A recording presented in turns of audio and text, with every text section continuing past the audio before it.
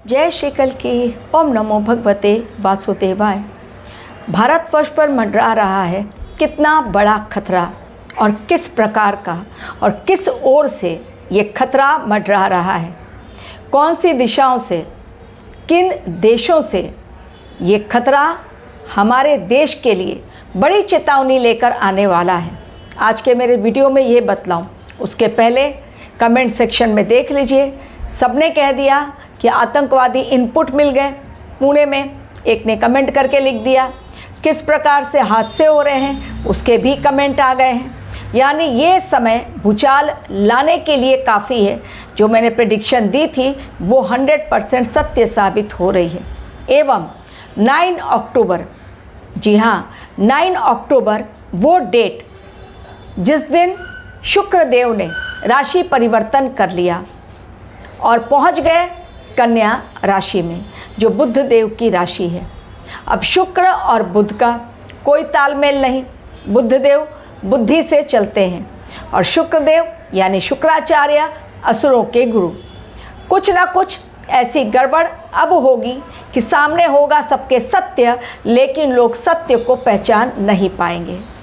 लोग भ्रमित होंगे, लोग समझ नहीं पाएंगे कि जो वास्तव में दिख रहा है वो सत्य है कि झूठ है, जबकि उनके आंखों के सामने वो चीज़ें रहेंगी। अब 9 अक्टूबर की तो चेतावनी एक ग्रह के माध्यम से मिल गई, लेकिन मैं जो आज आपको अपने वीडियो में बतला रही हूँ उसकी अनदेखी कतई ना करें। इसलिए अनदेखी कतई नहीं करें क्योंकि जापान में महामारी घोषित कर दी गई है। एक ऐसी महामारी वहाँ पर फैली है जो इन्फ्लुएंजा को लेकर है और जिसके कारण स्कूल, कॉलेज, छोटे छोटे बच्चों के जो स्कूल होते हैं वो बंद कर दिए गए हैं। घुसपैठ को रोकने के लिए कदम उठाए गए, लेकिन बॉर्डर पर बहुत पैनी निगाह स्क्रीनिंग की जा रही है। जो लोग आ रहे हैं यानी बाहर से, विदेशों से जो भी जापान पहुंच रहे हैं उन सब की स्क्रीनिंग की जा रही है, चेक किया जा रहा है। कहीं कोई ऐसा सिम्टम तो लेकर बाहर से वो लोग जापान में नहीं आ रहे हैं, क्योंकि जापान में ये महामारी वायरस के कारण बहुत तेज़ी के साथ फैली है। हॉस्पिटल के बेड भर गए हैं, वहाँ पर डॉक्टर्स की कमी हो रही है ट्रीटमेंट के लिए। आए दिन लोग हॉस्पिटल पहुँच रहे हैं।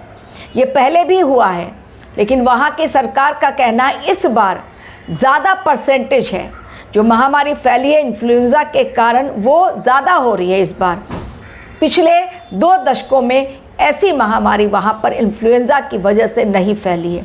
तो एक तो ये वहाँ पर आपातकाल घोषित कर दिया गया है, महामारी घोषित कर दी गई है, लोगों को सतर्क रहने के लिए कहा गया है। तो हमारे देश में भी यदि जापान से कोई आ रहा है, डेफिनेटली वो वायरस को कैरी फॉरवर्ड कर सकता है और लेकर आ सकता है। ये तो हो गई एक बात बीमारी की, जिसके लिए मैंने प्रेडिक्शन दिया था कि मानसून जैसे ही खत्म होने के पड़ाव में आएगा, छोटी मोटी बीमारियों का अटैक हो सकता है।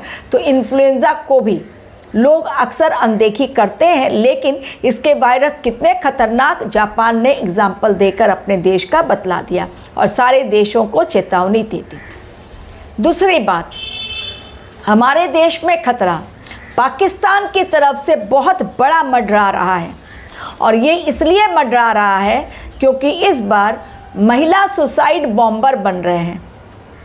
और महिला सुसाइड बॉम्बर यदि बन जाते हैं, कहीं पर भी जाकर वो फिदायीन हमला करके बहुतों की जान लेने के लिए काफ़ी साबित होंगे। इनफ होगा उनका एक अटैक और पूरी तरह से नरसंहार भारतवर्ष में, जिसके लिए उन्हें स्पेशल ट्रेनिंग दी जा रही है। और ये ट्रेनिंग दी जा रही है, मसूद अजहर की बहन उन्हें ट्रेनिंग दे रही है।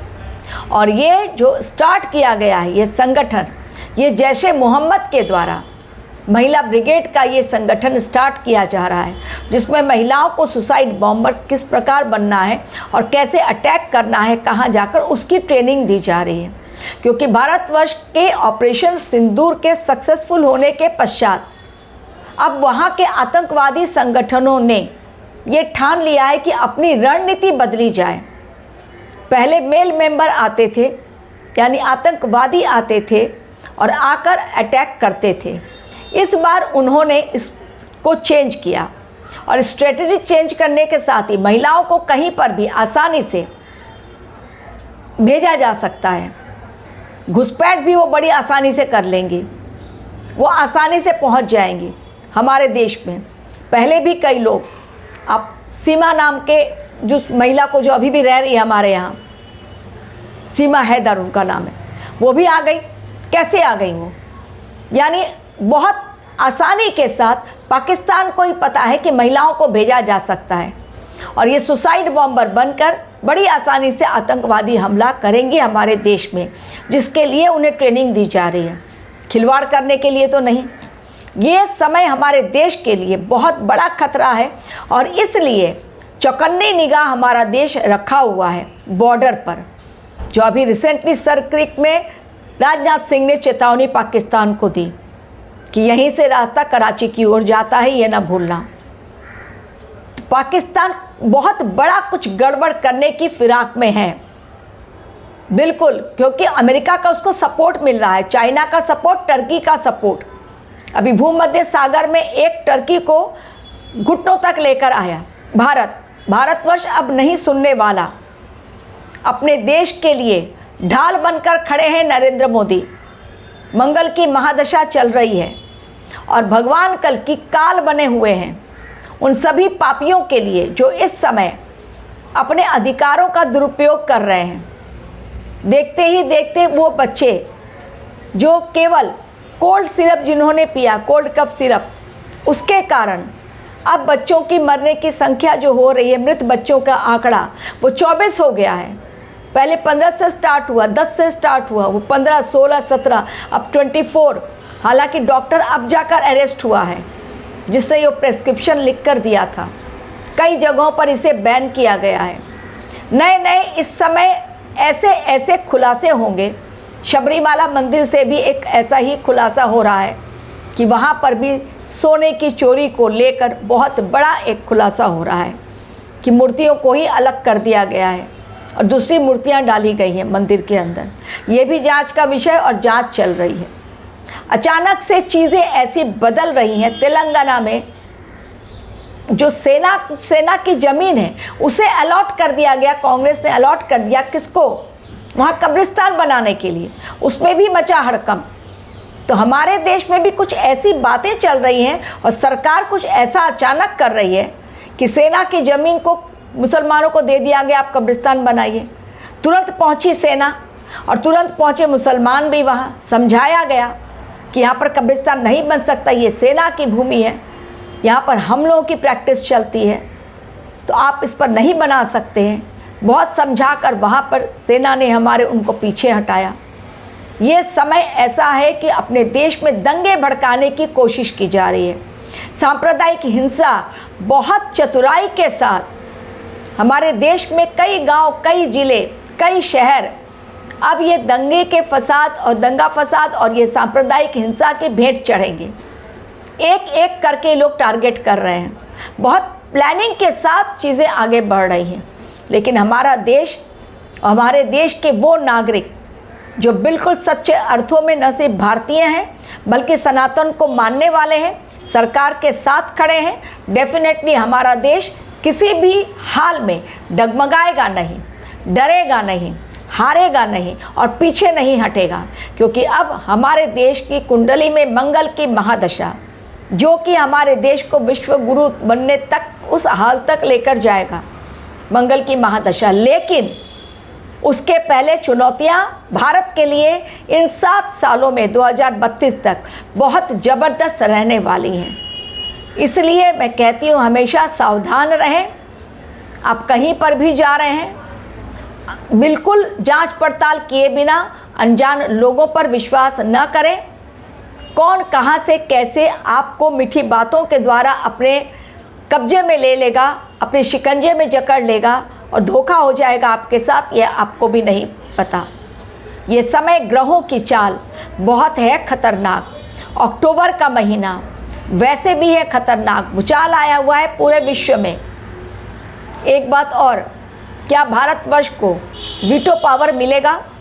यूएनएससी में 15 सदस्य होते हैं जिनमें 5 स्थायी, ऑलरेडी 5 स्थायी सदस्य हैं। अब भारत कोशिश कर रहा है कि हमें भी स्थायी सदस्यता मिल जाए, तो क्या भारतवर्ष को इन मंगल की महादशा में मंगल देव दिलाएंगे? वीटो पावर डेफिनेटली मिलेगा। ये भी मेरी भविष्यवाणी नोट डाउन कर लें। बिल्कुल भारतवर्ष स्थायी सदस्य बनने वाला है। इसलिए अपने देश के लिए, सनातन के लिए आवाज़ उठाते रहिए। हिंदू अगर बट जाएंगे तो कट जाएंगे, ये कभी ना भूलें। जो नारा है बिल्कुल अपने दिलो दिमाग पर बिठा लें। एकजुट रहें अपने देश के लिए, क्योंकि जिस देश में हम लोगों ने जन्म लिया उस देश के प्रति हमारा कर्तव्य है। कनाडा में आज हालत देखिए किस प्रकार के हालात हैं। कनाडा में, अमेरिका में कंटिन्यूसली वहाँ गोलीबारी हो रही है। सुरक्षित नहीं है वो देश, जो कि मैंने पहले अपने वीडियो में आप लोगों को बतलाया। तो हमारे देश पर खतरा, बहुत बड़ा प्लानिंग, बहुत बड़ी फंडिंग बहुत ज़्यादा की जा रही है देश में दंगे भड़काने के लिए, और दंगे भड़केंगे भी। अब आने वाले समय में देखेंगे कि दंगे भड़केंगे भी, और सांप्रदायिक हिंसा भी बहुत ज़्यादा होगी। ये 3 महीने अक्टूबर, नवंबर, दिसंबर खतरनाक है भारतवर्ष के लिए और पूरे विश्व के लिए, क्योंकि ये ग्रहों की चेतावनी है, ये मेरी चेतावनी नहीं है। इसलिए रहें बेहद सावधान। Thank you very much for watching my